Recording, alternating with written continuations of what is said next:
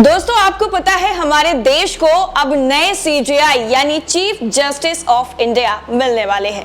जी हां, अभी मौजूदा वक्त में हमारे देश के चीफ जस्टिस एनवी रमन्ना है, लेकिन अब उनका कार्यकाल जो है वो खत्म हो रहा है। तो अपना उत्तराधिकारी किससे बनाया जाए उसका भी ऐलान हो चुका है और किस नाम को खुद सीजेआई रमन्ना ने आगे किया है और नाम की सिफारिश की है वो भी आपको बताएंगे।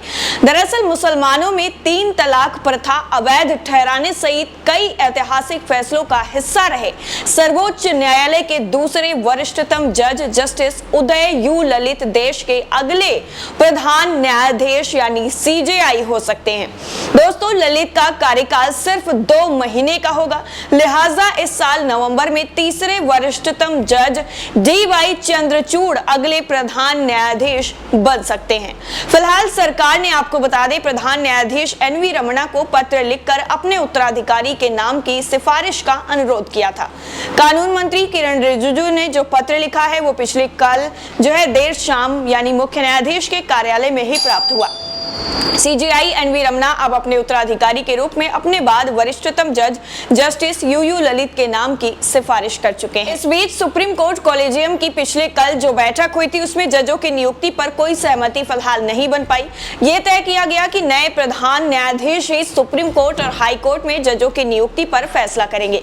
जस्टिस रमन्ना 26 अगस्त को सेवानिवृत्त हो जाएंगे यानी रिटायर हो जाएंगे और वर्तमान सीजेआई रमन्ना का कार्यकाल काफी उपलब्धियों भरा भी रहा है और वो अपनी बात कहने में काफी ज्यादा मुखर भी रहे हैं। अभी पिछले कुछ दिनों में आपने देखा होगा लगातार सीजेआई ने जिस तरह के मौजूदा हालात हैं हमारे देश के उन पर चिंता जाहिर की थी। इसके अलावा कई और भी चीजें हैं जिन पर उन्होंने मुखर होकर बात की थी। उनके कार्यकाल में सुप्रीम कोर्ट में एक साथ 9 जजों सहित पहली बार एक साथ 3 महिला जजों ने शपथ ली।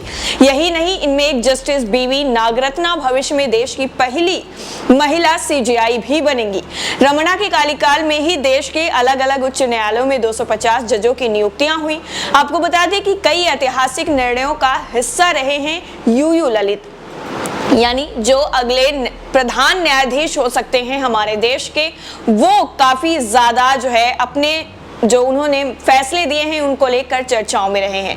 जस्टिस यूयू ललित का नाम आपने 2019 के सबसे ज्यादा बड़े केस में सुना होगा जो रहा राम मंदिर और बाबरी मस्जिद का विवाद। उस केस की सुनवाई कर रही सुप्रीम कोर्ट की बेंच में शामिल यूयू ललित ने इस फैसले से खुद को अलग कर लिया था। कारण क्या थे इस बारे में हम आपको आगे बताएंगे। पहले उनके बारे में जान लेते हैं कि इसके अलावा उन्होंने क्या क्या ऐसे फैसले दिए हैं जिसके बाद उनकी छवि काफी ज्यादा चर्चा में रही।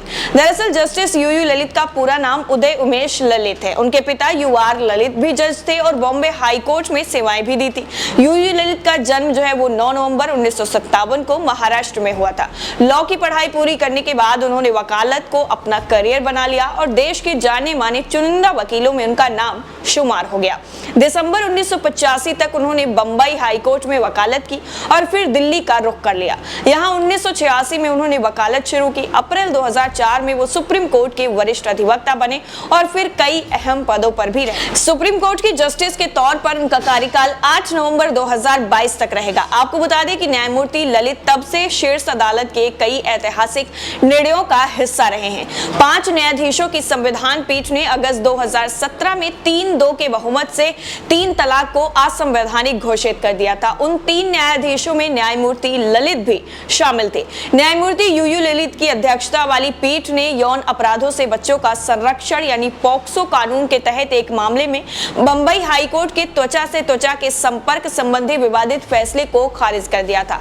शीर्ष अदालत ने कहा था कि यौन हमले का सबसे महत्वपूर्ण घटक यौन मंशा है, बच्चों की त्वचा से त्वचा का संपर्क नहीं है। एक बाकी महत्वपूर्ण फैसले में न्यायमूर्ति ललित की अगुवाई वाली पीठ ने कहा था कि त्रावणकोर के पूर्व शाही परिवार के पास केरल में ऐतिहासिक श्री पद्मनाभस्वामी मंदिर के प्रबंधन का अधिकार है।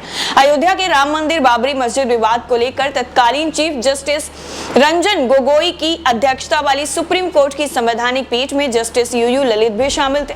मुस्लिम पक्ष की ओर से वरिष्ठ वकील राजीव धवन पैरवी कर रहे थे। उन्होंने पीठ को बताया कि जस्टिस ललित 1994 में इसी से जुड़े मामले में उत्तर प्रदेश के पूर्व मुख्यमंत्री कल्याण सिंह को पैरवी जो है उनकी कर चुके हैं। हालांकि राजीव धवन ने स्पष्ट किया था कि वो इस केस की सुनवाई से जस्टिस ललित के अलग होने की मांग मांग नहीं कर रहे हैं, लेकिन फिर भी जस्टिस ललित ने खुद फैसला लिया और इस केस से खुद को अलग कर लिया। आपको बता दें कि 6 दिसंबर 1992 को जब बाबरी मस्जिद का ढांचा गिराया गया था, तब कल्याण सिंह यूपी के सीएम हुआ करते थे। इस नाते उन्होंने सुप्रीम कोर्ट में एफिडेविट दिया था कि बाबरी मस्जिद के ढाबे को यथावत रखा जाए, लेकिन उसे ढहा दिया गया और वो अपने शपथ पत्र पर कायम नहीं रह सके थे। बाबरी पर अपना वचन नहीं निभा पाने पर 24 अक्टूबर 1994 को सुप्रीम कोर्ट ने अवमानना के चलते कल्याण सिंह को 1 दिन की कैद और 20,000 रुपए जुर्माने की सजा भी सुनाई थी। इसी मामले में जस्टिस यूयू ललित ने उनकी पैरवी की थी। पिछले महीने जस्टिस यूयू ललित की अगुवाई वाली सुप्रीम कोर्ट की बेंच की बैठक हो रही थी। अमूमन 10:30 बजे के करीब शुरू होने वाली थी, लेकिन बैठक जस्टिस ललित ने 9:30 बजे ही बुला ली। इस पर चर्चा होने लगी तो उन्होंने कहा कि अगर हमारे बच्चे सुबह 7 बजे स्कूल जा सकते हैं तो हम 9 बजे से काम क्यों नहीं कर सकते। उन्होंने कहा कि मैं सुबह हमेशा 9 बजे से काम शुरू करने और फिर 11 बजे कॉफी पीने के बाद 2 बजे तक काम करने के पक्ष में हूं।